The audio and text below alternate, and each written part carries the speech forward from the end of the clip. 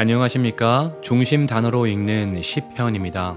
시편과 관련된 중심 단어 5개를 통해 시편의 중심 주제와 내용을 함께 살펴보도록 하겠습니다. 시편을 이해하는 첫 번째 중심 단어, 바로 시편입니다. 시편은 말 그대로 시로 된 책, 시 모음집이라는 뜻입니다. 시편을 마주하면서 우리가 우선적으로 기억해야 할 것은 시편은 시로 읽어야 한다는 것입니다. 시편의 신학을 거론하기 전에 시편의 시학, 시편의 미학을 먼저 음미해야 한다는 것이죠. 신학에서 니은 받침만 빼면 시학이 됩니다. 신학적으로 분석하는 힘만 빼면 시편은 우리에게 시로 다가오게 됩니다. 한 편 한 편의 시를 읽고 묵상할 때 그 시를 논리적으로 분석하기 전에 시의 글말로 피어난 시인의 마음을 헤아려보는 시간이 우리에게 필요하다는 것입니다. 시편의 1차 목적은 연구되기 위한 것이 아니라 읽히기 위한 것이라는 사실을 기억합시다. 시편에 있는 기도들은 그렇게 기도되기 위한 것이고 시편의 노래들은 그렇게 불리기 위한 것입니다. 시편의 교훈은 글이 살아가도록 하기 위한 것이고 시편에 담긴 분노는 그렇게 외치기 위한 것이며 시편에 있는 묵상들은 글이 묵상되기 위한 것입니다. 시편은 히브리어로 테일림, 즉 찬양집이라는 뜻입니다. 헬라어로는 프살모스 또는 프살모이라고 불렀습니다. 현악기에 맞춰 부른 노래라는 뜻입니다. 여기에서 라틴어 프살모름을 거쳐서 삶이라는 영어 제목이 나온 것입니다. 이처럼 시편의 시는 오랫동안 신앙인의 찬양이었습니다. 성도들은 마음속 깊은 곳에서 샘솟는 기쁨과 가락으로 하나님의 성품을 찬양했고 하나님이 하신 일을 찬양했으며 하나님이 이루신 일을 찬양하였습니다. 그런데 찬양이었던 시편의 위상이 시간이 흐르면서 크게 달라졌습니다. 오늘 우리에게 주어진 시편은 찬양이 아닙니다. 현재 우리가 읽는 시편은 기도서입니다. 전해져 내려오면서 멜로디가 사라진 것입니다. 악보 없이 가사만 전해진 셈이죠. 한때는 입으로 소리내어서 운율에 맞춰 부르는 노래였지만 지금에 와서는 눈으로 읽으며 되새기는 책이 되었다는 것입니다. 그러다 보니 오늘날 시편은 성도들에게 훌륭한 기도문의 역할을 하며 구약 성경에서 가장 사랑받는 책이 된 것입니다. 이어서 시편의 두 번째 중심 단어는 바로 구조입니다. 시편에는 150개의 시가 있습니다. 현재 우리가 읽는 시편은 그 150개의 시들이 1권부터 5권까지 총 5권으로 나누어져 있는 구조입니다. 입으로 부르던 찬양이자 기도였던 시가 눈으로 읽는 책으로 편찬되면서 5권으로 구성된 것입니다. 쉽게 말하면 150개의 시를 5권의 시집으로 구분해서 읽어야 한다는 것이죠. 1권은 1편부터 41편, 2권은 42편부터 72편, 3권은 73편부터 89편, 4권은 90편부터 106편, 그리고 마지막 5권은 107편부터 150편입니다. 그런데 왜 하필 150개의 시를 5권으로 구성했을까요? 그것은 바로 모세의 토라가 5권이기 때문입니다. 시편은 모세의 토라, 즉 창세기, 출애굽기, 레위기, 민수기, 신명기를 본떠서 5권으로 편집된 것입니다. 그래서 시편의 시들을 토라시라고 부르기도 합니다. 모세의 토라가 하나님의 가르침이었듯이 토라시는 하나님의 사람이 걸어가야 할 길을 안내하는 길잡이 역할을 하는 것입니다. 시편이라는 토라에 담긴 시들은 우리에게 어디로 가야 하고 무엇을 따라야 하며 무엇을 따르지 않아야 하고 어디에 가서는 안 되는지를 일깨워 줍니다. 시편을 토라로 대한다는 것은 우리가 하나님께 기도하는 것이 아니라 우리로 하여금 하나님께 기도하도록 시편이 이끌고 있다는 뜻이 되는 것입니다. 시편을 여는 1편과 2편은 시편 전체의 서론 역할을 하며 일명 할렐루야시로 불리는 마지막 146편부터 150편은 시편 전체를 마무리하는 웅장한 피날레 역할을 하고 있습니다. 또한 1권부터 5권까지 각 권의 마지막 시는 각 권 전체의 내용을 대표하는 시이자 다음 권과의 연결고리 역할을 하는 시들입니다. 이 5편의 시는 모두 하나님을 찬양하는 말로 그 끝을 맺고 있습니다. 시편의 거의 절반 정도가 다윗과 연결되어 있기 때문에 일부 학자들은 시편을 다윗의 시편 혹은 다윗의 토라라고 부르기도 하지만 시편 안에는 다윗 외에도 모세, 솔로몬, 고라의 자손들, 아삽, 헤만, 에단의 시들이 수록되어 있습니다. 나머지 시는 사람에 대한 언급이 없어서 고아 시편들이라고 불립니다. 그러니까 시편은 모세의 시부터 포로 기간을 배경으로 하는 시까지 1000년 이상 오랜 세월을 거쳐 쓰여진 시들의 모음집이라고 할 수 있겠습니다. 시편의 제1권은 33편을 제외하고 모두 다윗의 시로 되어 있습니다. 제2권은 다윗의 시 외에도 고라의 시와 아삽의 시를 품고 있습니다. 제3권은 아삽의 시로 시작합니다. 제3권을 시작하는 아삽의 시와 제2권에 나오는 다윗 시편, 고라 시편을 엘로힘 시편이라고 부르기도 합니다. 하나님의 이름을 히브리어 엘로힘으로 호칭하는 현상이 나타나기 때문입니다. 그러나 후반부는 다시 하나님의 이름을 야훼로 부르고 있습니다. 제4권은 모두 왕권을 노래하는 시편입니다. 그리고 마지막 제5권 안에는 소위 말하는 순례의 시와 앞에서 언급한 할렐루야 시가 포함되어 있습니다. 순례의 시는 예루살렘에 올라가며 부른 노래로 알려져 있으나 실제 내용은 이스라엘이 바벨론 포로에서 귀환하는 것을 염원하며 메시아가 오실 것에 대한 희망을 가지고 부른 노래입니다. 이어서 시편의 세 번째 중심 단어, 바로 장르입니다. 시편 안에는 여러 가지 다양한 장르의 시들이 기록되어 있습니다.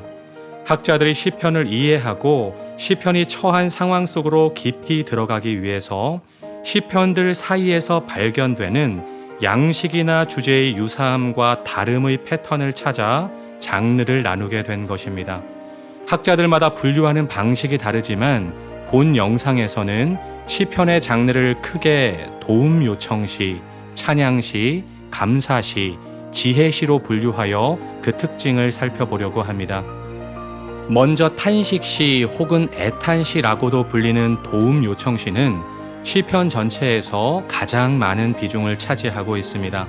이 시편들은 심한 질병이나 적들의 억압, 범죄를 저질렀다는 비난과 임박한 전쟁 등 다양한 위기에 처한 시인이 하나님께 불평하며 울부짖으며 간절하게 도움을 요청하는 내용을 담고 있습니다.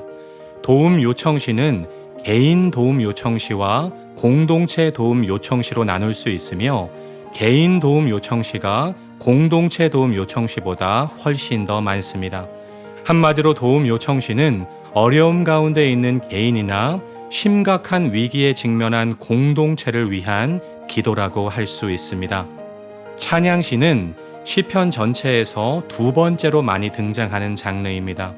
찬양시라는 장르 제목이 암시하는 바와 같이 이 시편들은 주로 공동체 예배에서 불리기 위한 노래였습니다. 찬양의 주된 목적은 하나님이 행하신 일을 선포함으로써 그분이 누구인지를 노래하는 것입니다. 창조주 하나님의 통치하심과 선하심과 인자하심을 찬양하자고 공동체를 초청하는 시인의 요청은 찬양의 분위기를 결정합니다. 찬양시의 분위기는 기쁘고 즐거우며 축하로 가득하죠. 대부분의 찬양시가 찬양 요청으로 시작하고 찬양 요청으로 끝을 맺습니다. 감사시는 찬양시와 비슷하게 하나님의 행위를 선포하며 그가 누구신지를 노래합니다. 또한 감사시는 구체적인 위기의 상황과 관련하여 불리기에 도움 요청시와도 비슷한 특징을 가집니다. 그런데 도움 요청시가 위기의 한 가운데서 불렸던 반면 감사시는 위기가 끝나고 난 후에 불린다는 차이점이 있습니다. 감사시에서 시인은 과거를 되돌아보며 위기를 통과했던 경험을 이야기합니다. 감사시의 핵심은 시인이 받은 도움을 보고하는 장면입니다. 사실 구약 히브리어에는 감사를 의미하는 단어가 없습니다. 예를 들어 시편 107편 1절의 여호와께 감사하라에서처럼 감사로 번역된 단어는 사실 증언하다, 고백하다, 혹은 알리다와 같은 의미를 가지고 있습니다. 다시 말해 감사시의 시인들은 하나님께 감사하다고 말하기보다는 하나님이 행하신 일을 다른 이들에게 선포함으로써 감사의 마음을 표현하고 있는 것입니다. 교훈시라고 불리기도 하는 지혜시는 구약 성경의 지혜서인 잠언, 전도서, 욥기에도 나타나는 이스라엘 지혜 전승의 흔적을 지니고 있는 시편들을 말합니다. 지혜시에서 시인은 교육적 의도를 가지고 교훈적인 어조로 지혜를 갈망하고 있는 자들에게 선한 삶에 대한 교훈들을 전하고 있습니다. 또한 지혜시들은 다른 지혜서에서 씨름하는 것들과 유사한 주제들에 관해 질문을 던지며 탐구합니다. 대표적인 지혜시라고 할 수 있는 시편 73편은 악인들의 번성과 의인들의 고난에 대하여 질문을 제기하고 있습니다. 이 네 가지 장르 외에도 학자들은 양식이나 주제에 따라서 신뢰시, 창조시, 제왕시, 즉위시, 역사시, 저주시, 참회시, 제의시로 세분화하여 분류하기도 합니다. 이어서 시편의 네 번째 중심 단어는 바로 표제어입니다. 시편의 표제어는 한마디로 시편의 시를 읽는 창이라고 할 수 있습니다. 150개 시 가운데 116개의 시에 표제가 붙어 있습니다. 다윗의 시나 고라 자손의 시처럼 관련되어 있는 개인이나 공동체를 명시하기도 하고 다윗이 그의 아들 압살롬을 피할 때에 지은 시라는 표제가 붙은 시편 3편과 다윗이 아비멜렉 앞에서 미친 채 하다가 쫓겨나서 지은 시라는 표제가 붙은 시편 34편처럼 그 시에 관계된 역사적인 사건들의 배경을 주기도 합니다.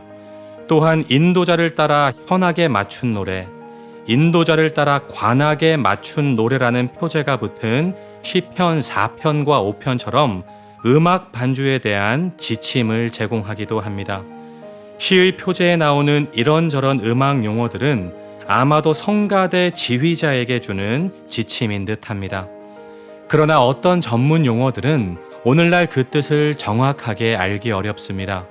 믹담, 마스길, 셀라 등이 바로 그런 용어들입니다.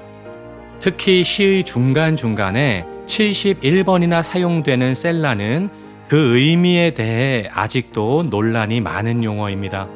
여러 가지 견해들이 있지만 셀라를 음악에서의 일시 멈춤이라는 의미로 보고 그 자리에 막간을 이용해서 간주곡을 넣거나 묵상을 위한 멈춤의 시간으로 보는 것이 다수의 견해입니다. 종교개혁자 루터가 이렇게 말했습니다. 셀라는 침묵하면서 시편을 진지하게 묵상하는 것을 의미한다. 성령이 그들에게 바로 그 자리에서 교훈하고 생각해야 할 것을 깨닫도록 영혼의 평온하고 고요한 상태를 요구하기 때문이다. 마지막 시편의 5번째 중심 단어는 바로 하나님입니다. 시편의 시들은 하나님께 드리는 우리 목소리로 이루어져 있습니다. 시편은 하나님이 주신 말씀이 아니라 하나님에 관한 우리의 묵상입니다. 시편을 보면 여호와께서 가라사대 혹은 하나님께서 말씀하셨다라는 어구가 전혀 나오지 않습니다. 시편은 처음부터 마지막까지 시인의 입말로 채워져 있다는 것입니다. 그런데 어떻게 해서 시편이 하나님의 말씀으로 읽힐 수가 있을까요? 하나님께 드린 사람들의 기도가 어떻게 해서 하나님이 우리에게 주신 말씀이 될 수 있을까요? 어떤 시인이 이런 말을 한 적이 있습니다. 시는 쓰는 것이 아니라 얻는 것입니다. 그렇습니다. 아무리 하나님에 관한 묵상이라고 하더라도 그 묵상은 시인이 임의로 터득한 것이 아니라 그렇게 묵상하도록 하나님이 인도하신 것입니다.